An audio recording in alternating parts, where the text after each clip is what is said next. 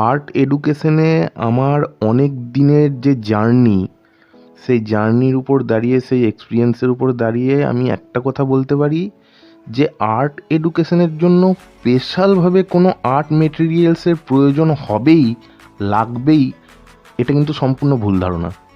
হ্যাঁ, বিশেষ বিশেষ কিছু ক্ষেত্রে আলাদা করে কিছু আর্ট মেটেরিয়ালসের প্রয়োজন হয় বটে, তবে শুরু থেকেই যে দামি দামি ড্রয়িং বুক, দামি দামি কালার পেন্সিল এইগুলো লাগবে এমনটা নয়। একটা কথা মনে রাখতে হবে, আর্টের জন্ম কিন্তু বহু বহু যুগ আগে, বিশেষ করে চিত্রশিল্প এবং সঙ্গীত শিল্প। তো তখনকার যে আর্টওয়ার্ক আমরা এখন দেখি, তো এটা বলা যেতেই পারে যে তখনকার তুলনায় এখনকার শিল্পীরা তাদের ধারে কাছে পর্যন্ত যেতে পারবেন। তো তাহলে তারা কি এই দামি দামি আর্ট মেটেরিয়ালস তখন ব্যবহার করতো না? তখন এই ধরনের আর্ট মেটেরিয়ালস ছিল আদেও?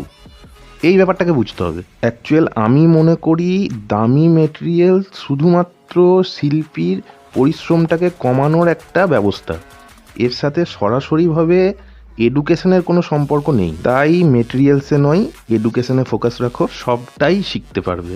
তো আজকে নিত্য প্রয়োজনীয় একটা বস্তুর ছবি আঁকলাম, বা যানবাহনও বলতে পারো। দেখো, যদি ভালো লাগে লাইক করে দিও, একটা কমেন্ট করে দিও।